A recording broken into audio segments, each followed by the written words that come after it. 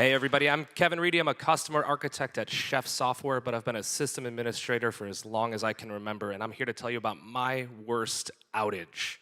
So who here has war stories about that time they got paged in the middle of the night and they saved the day? Let's see some hands. Awesome. I had that over and over throughout my career, and I still dread that to this day, even when I'm not on call. I've woken up to dreams where I hear the PagerDuty alert noise and wake up and find I don't even have that app installed anymore. So for this particular outage, you need to know about three things: where I worked, where I was at the time, and my good friend Shane. So at the time, I was working for a company called Belly. It was a digital loyalty platform, and we had a team of 3 infrastructure architects or sysadmins or DevOps engineers or really whatever we're calling it these days. And the 3 of us worked really well together. It was Shane, Steve, and I. And the 3 of us worked hand in hand with our back-end engineers who were also on call, and it was just a really great culture. Something you probably didn't know about me unless you're the 3 people back there is that I also throw an annual camping trip called Reedy Fest. And it's gotten to the point where we've got 40 people or so going every year. We've got swag, so I'm wearing a shirt from that. And it's an overall good time. It's a good chance for us to kind of get together, let's be honest, party a little bit, disconnect, camp around a campfire. There's a hot tub. I brew beer, so we bring some of that too. And my favorite part is there's absolutely no cell phone reception. So when this outage happened, this is what my home screen looked like. I was connected to a network called Bug Tussle. Don't know who that is. I have T-Mobile.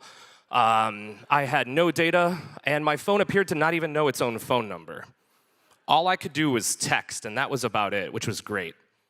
And here's my good friend Shane. Shane and I were friends in college, and eventually we had a junior system administrator position at Belly, and he applied.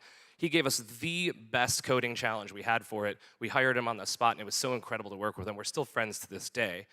But that title of junior sysadmin or whatever was kind of limiting to someone like Shane. Shane's mostly an introvert. He's shy, but he's extremely smart. And if I could hire him wherever I'm gonna work, I would always pick up Shane. So then I get this text message from Shane. Hey, Kevin, so Steve deleted the production database and everything is down. I know you're on vacation, but is there anything you can do from there?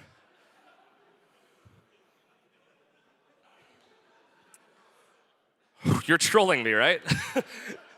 Shane and I have been friends for years. He's probably just messing me. There's no way this could actually be happening. Followed by dread of, oh, this is happening. Do I drive to town? Is anyone sober enough to drive to town? Is there anything I can actually do other than text Shane with some suggestions and sit back and watch from the hot tub? And the answer was, that's about all I could do. And that's not like me. As the kind of infrastructure architect on the team, I was always the person to jump in and get the job done, and I couldn't do it. Fortunately, Shane is an amazing engineer, and he actually did fix everything. We can get into the details later if you're curious about what exactly happened, but I want to give you 2 lessons I learned from this experience. The first is that post-mortems are super important. An outage is an opportunity to learn. And if you're not going to gather up all the facts and learn from it, you've wasted a very good opportunity. Going further on that, these need to be blameless. If they're not, the problem at hand is that Steve deleted the production database. And that's not fair to Steve. And if you have that kind of blame culture inside of your organization, people are going to start hiding things. You're not going to be able to have a real incident response. This is what our databases looked like on AWS that day. And Steve was working on database snapshots and backups. And which of these do you think was the production database? Anyone have a guess, 1 to 5? 1's a good guess, but it was actually number 3.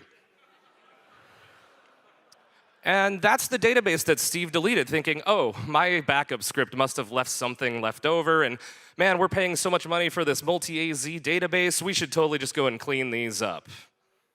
Whoops, it's a problem, it's a mistake I could have made, Shane could have made, and really anyone here could have.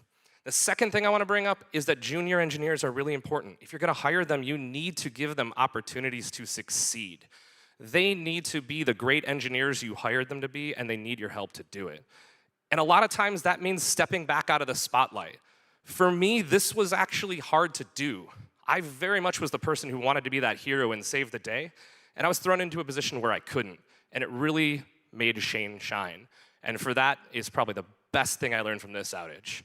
So if you have junior people, please give them the chance to shine. Thank you so much to the organizers and sponsors for making this happen. And please give feedback at the link here or at me on Twitter. Thanks, everybody.